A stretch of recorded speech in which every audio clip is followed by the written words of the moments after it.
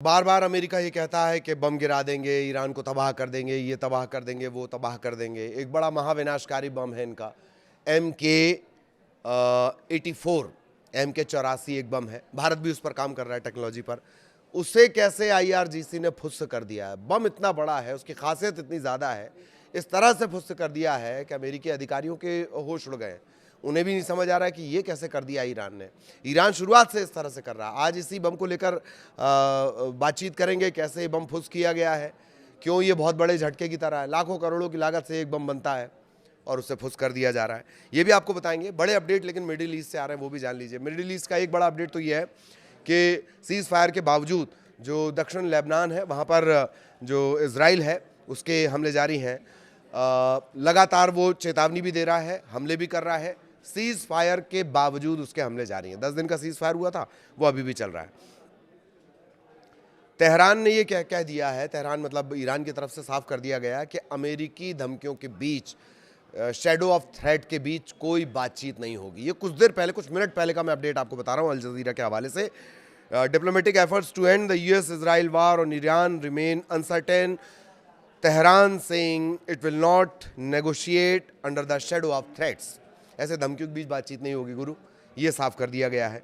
और ट्रंप ने कहा है कि जो ब्लॉकेड है ईरानियन पोर्ट का, वो जारी रहेगा। कब तक जारी रहेगा? जब तक कि बातचीत नहीं हो जा रही है।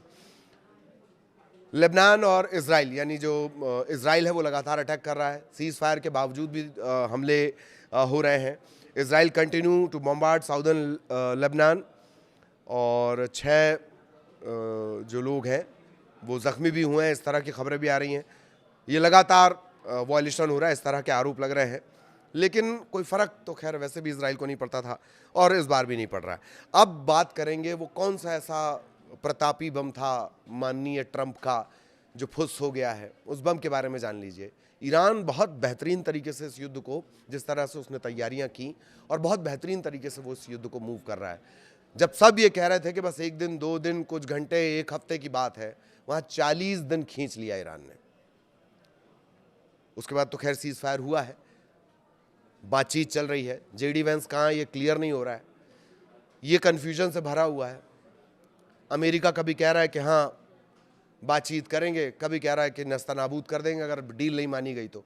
ईरान ने कहा हम अपनी संप्रभुता से कोई सौदा नहीं करेंगे। गालिबाफ जो है वहाँ के संसद के स्पीकर, वो लगातार वहाँ से मोर्चा संभाले हुए हैं, बड़ा लॉजिकल जवाब देते हैं। अब आ रहे हैं अपन MK-84 बम। तो IRGC ने इस बम को फुस कर दिया। कैसे कर दिया वो जान लीजिए। लुरिस्तान प्रांत है और 3 जो बम है उनमें धमाका नहीं हुआ था, उन्हें निष्क्रिय कर दिया गया है। इस बम के बारे में भी आपको मैं बताऊंगा। 3 बम थे, उनमें धमाका नहीं हुआ था, उन्हें निष्क्रिय कर दिया गया, डिफ्यूज जिसे आप कहते हैं, डिफ्यूज कर दिया गया। और ये बहुत बड़ी बात है, किसी की बम की तकनीक को समझना और उसे डिफ्यूज कर लेना। इन बम के बारे में भी आपको बता रहा हूँ। IRGC के जो गार्ड्स हैं, यानी रिवोल्यूशनरी गार्ड कॉप्स, इन्होंने दावा किया है कि लोरिस्तान प्रांत में, यानी पश्चिमी ईरान में जगह पड़ती है, 3 अमेरिकी बमों को फटने से पहले निष्क्रिय कर दिया गया है। 21 तारीख को उन्होंने, आज ये जानकारी उन्होंने दी है। जो बम निरोधक दस्ता है, उन्होंने लोरिस्तान प्रांत में MK-84 बम जो है उन्हें सुरक्षित तरीके से डिफ्यूज़ कर दिया है। ये जो बम है करीब करीब, ये जानकारी ईरानी सेना ने दी है, 2000 पाउंड, करीब करीब 900 किलो, 2000 पाउंड का ये बम वज़न है इसका। 900 किलो आप मान लीजिए, शक्तिशाली बम है। ज़मीन में ये बम अगर एक बार ये धमाका हो जाए, हैमर भी इसे कहते हैं, ज़मीन पर अगर आप इसे गिराएं तो ये 11 मीटर गहरा गड्ढा कर सकता है। समझिए कितनी बेहतरीन टेक्नोलॉजी इसके अंदर होगी, कितना असलाहा भरा होगा, कितना बारूद इसमें भरा होगा। बारूद नहीं भरते हैं वैसे।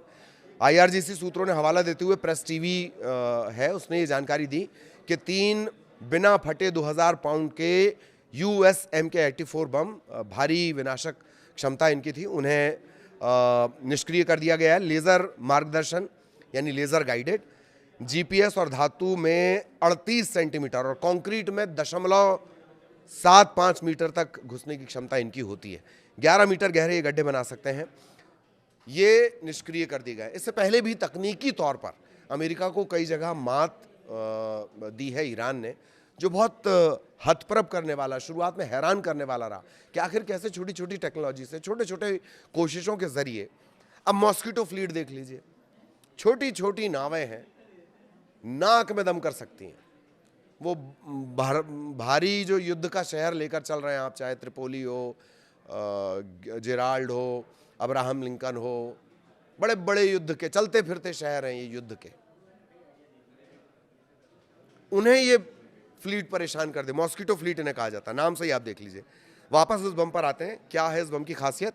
ये दरअसल अमेरिकी मूल का बम है, 2000 पाउंड लगभग इसका, 900 से 1000 किलो इसका वजन होता है और सामान्य प्रयोजन वाला बम है। एक बात और, इसे हैमर भी कहा जाता है। हैमर क्यों कहा जाता है? जहां पर भी ये गिरेगा वहां ये गहरा गड्ढा खोदता है। मार्क 80 सीरीज का ये सबसे बड़ा बम माना जाता है। भारत भी इस पे काम कर रहा है। बंकर बस्टर बम भारत अपना डेवलप करने में लगा हुआ है। इसकी क्षमता जान लीजिए, 3.4 मीटर तक कंक्रीट या 381 मिलीमीटर तक धातु को ये भेज सकता है। इसी वजह से इनका इस्तेमाल अमेरिका कर रहा है। और इसमें लगभग 429 किलो ट्राइटनल, ये एक विस्फोटक का अलग प्रकार है, ट्राइटनल विस्फोटक इसमें होता है। इसका इस्तेमाल कैसे किया जाता है? इसे F-15E strike eagle, F-16 Rafale, Sukhoi 30, ये जो विमान है इनके जरिए से नीचे गिराया जाता है।